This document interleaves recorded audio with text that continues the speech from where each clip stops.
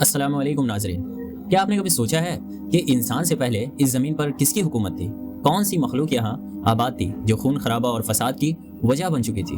اور وہ کون تھا جو جن ہوتے ہوئے بھی فرشتوں کی صفے میں کھڑا ہوا تھا، جو جنت کی ہواؤں میں سانس لے چکا تھا مگر ایک حکم نے اسے ہمیشہ کے لیے لعنت زدہ بنا دیا؟ آج ہم اس دور کی پردے کھولیں گے جب آدم علیہ السلام ابھی زمین پر نہیں آئے تھے، جب جنات کا بول بالا تھا اور جب ابلیس عبادت کے عروج پر کھڑا ہو کر اپنے ہی گھمنڈ میں گر گیا۔ یہ واقعہ صرف ماضی کی نہیں، یہ واقعہ ہر اس انسان کی ہے جو عبادت کے ساتھ توکل بھول جاتا ہے۔ بسم اللہ الرحمن الرحیم۔ آئیے شروع کرتے ہیں۔ آدم علیہ السلام سے پہلے زمین کی حالت کو سمجھنے کے لیے ہمیں قرآن شریف کی آیتوں، تفسیر کی کتابوں اور سلفۂ صالحین کی روایتوں کو ساتھ رکھ کر دیکھنا پڑتا ہے۔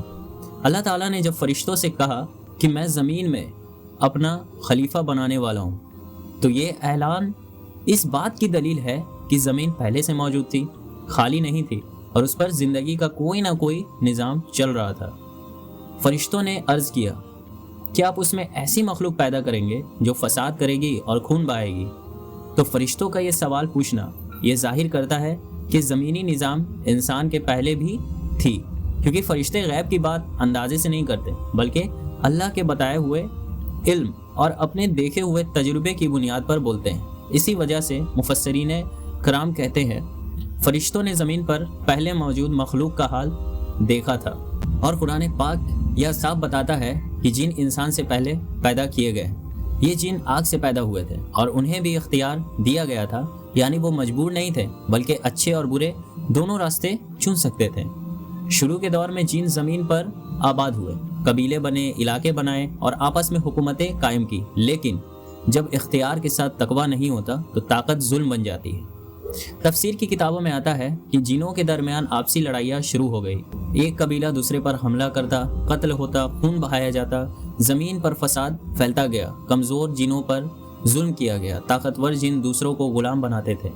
کچھ روایتوں میں یہاں تک آیا ہے کہ وہ زمین کو بگاڑنے لگے، راستوں کو خوفناک بنا دیا اور امن نام کی چیز لگ بھگ ختم ہو گئی۔ اسی دور میں ابلیس، جو جنوں میں سے تھا، اپنی عبادت اور ظاہری پرہیزگاری کی وجہ سے باقی جنوں سے الگ پہچان بنا چکا تھا۔ وہ اتنا زیادہ عبادت گزار تھا کہ اسے فرشتوں کی محفلوں تک پہنچا دیا گیا، لیکن عبادت کے ساتھ اگر عاجزی نہ ہو اور دل میں گھمنڈ پل جائے تو وہی عبادت انسان یا جن کو تباہی کی طرف لے جاتا ہے۔ جنوں کے ظلم اور فساد کے ساتھ اللہ نے فرشتوں کو بھیجا، جنہوں نے زمین سے بہت سے سرکش جنوں کو ختم کیا اور کچھ کو دور دراز علاقے میں بھگا دیا۔ اس کے بعد زمین ایک نئے نظام کی تیاری کے مرحلے میں داخل ہوئی۔ پھر اللہ تعالیٰ نے آدم علیہ السلام کو پیدا کرنے کا فیصلہ کیا۔ آدم علیہ السلام کو مٹی سے پیدا کیا گیا، انہیں علم سکھایا گیا، نام سکھائے گئے اور فرشتوں کو حکم ہوا کہ سجدہ کریں۔ یہ سجدہ عبادت کا نہیں تھا بلکہ تعظیم اور اللہ کے حکم کی تعمیل کا تھا۔ تمام فرشتے جھک گئے مگر ابلیس نے انکار کر دیا۔ یہی وہ لمحہ تھا جب جنوں کا وہ سردار جو کبھی عبادت میں مشغول تھا، اس کی ساری عبادتیں ہمیشہ کے لیے ناقبول کر دی گئی۔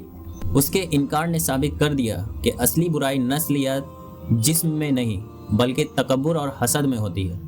اور پھر جب اللہ تعالیٰ نے آدم علیہ السلام کو پیدا کیا تو انہیں صرف ایک جسم دے کر نہیں چھوڑا بلکہ اپنی طرف سے روح پھونکی، انہیں علم سکھایا اور فرشتوں کے سامنے ان کی فضیلت بیان کی۔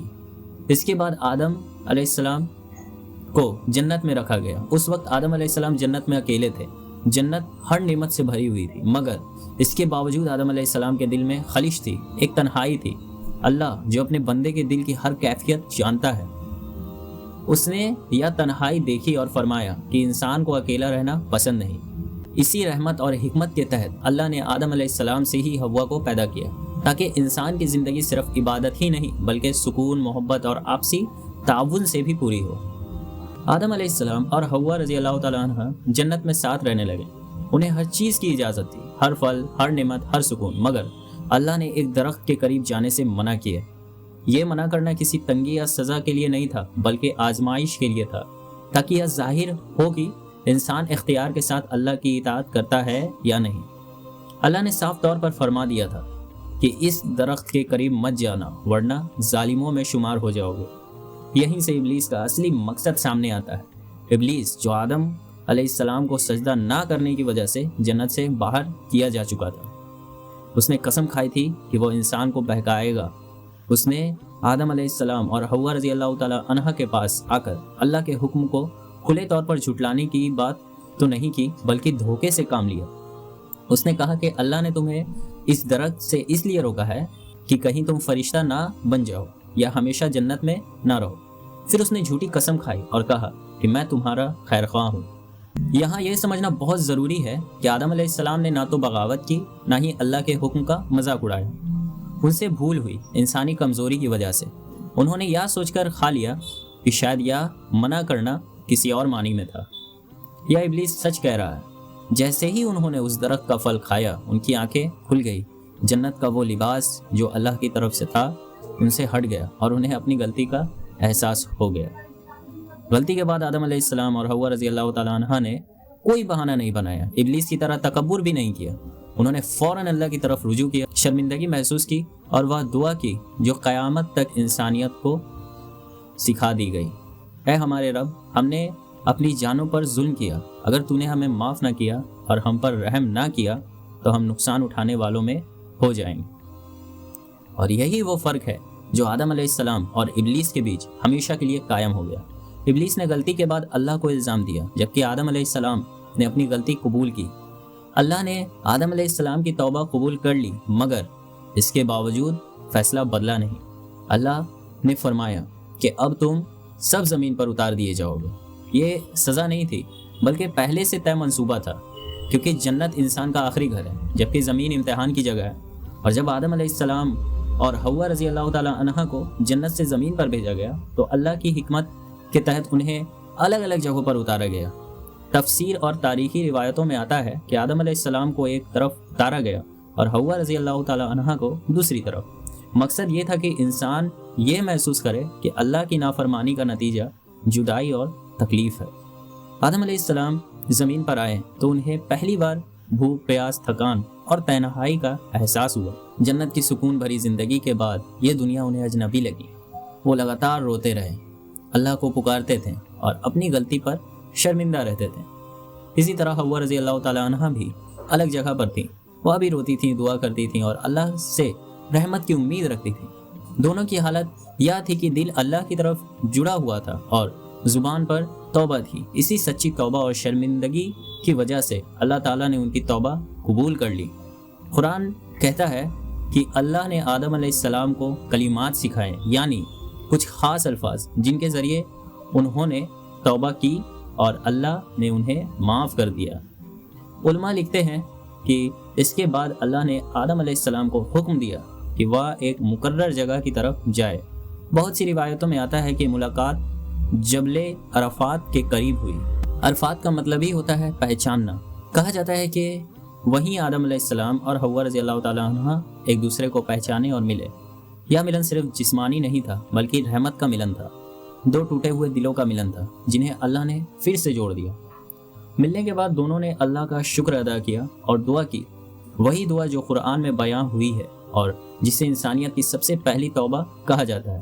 اے ہمارے رب، ہم نے اپنی جانوں پر ظلم کیا اور اگر تو نے ہمیں معاف نہ کیا اور ہم پر رحم نہ کیا تو ہم یقیناً نقصان اٹھانے والوں میں ہو جائیں گے۔ یہ دعا صرف آدم علیہ السلام اور حوا رضی اللہ تعالیٰ عنہ کی نہیں تھی، بلکہ قیامت تک آنے والے ہر اس انسان کے لیے ہے جو غلطی کے بعد اللہ کی طرف لوٹتا ہے۔ اب سوال آتا ہے کہ پہلی اولاد کون تھی؟ اس بارے میں یہ سمجھنا ضروری ہے کہ قرآن نے نام لے کر پہلی اولاد کا ذکر نہیں کیا، لیکن تفسیر اور تاریخی روایتوں میں آتا ہے کہ آدم علیہ السلام اور حوا رضی اللہ تعالیٰ عنہ کے یہاں پہلی بار جڑواں اولاد پیدا ہوئی، ایک بیٹا اور ایک بیٹی۔ بہت سی روایتوں کے مطابق پہلا بیٹا قابل اور اس کے ساتھ پیدا ہونے والی بیٹی۔ اس کے بعد دوسرے جڑواں میں حابل پیدا ہوا۔ آدم علیہ السلام کے زمانے میں نکاح کا طریقہ آج جیسا نہیں تھا۔ اللہ کے حکم سے ایک جڑواں میں پیدا ہوئے بیٹے کا نکاح دوسرے جڑواں میں پیدا ہوئی بیٹی سے کیا جاتا تھا۔ یہیں سے آگے چل کر قابل اور حابل کا واقعہ شروع ہوتا ہے جو انسانیت کے پہلے قتل تک پہنچ جاتا ہے، لیکن وہ ایک الگ اور بہت گہرا واقعہ ہے۔ اور اس طرح ناظرین، آدم علیہ السلام کی کہانی یہیں پوری نہیں ہوتی، بلکہ یہیں سے انسانیت کی اصلی آزمائش شروع ہوتی ہے۔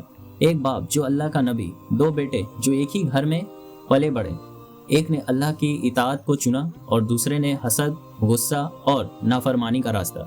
یہیں سے دنیا نے پہلی بار جانا کہ قربانی کیا ہوتی ہے، تقویٰ کیا ہوتا ہے اور ظلم انسان کو کہاں تک گرا سکتا ہے۔ اگلے ویڈیو میں ہم جانیں گے حابیل اور قابل کی پوری کہانی، کیسے ایک قربانی قبول ہوئی اور کیسے دنیا میں انسانیت کا پہلا قتل ہوا۔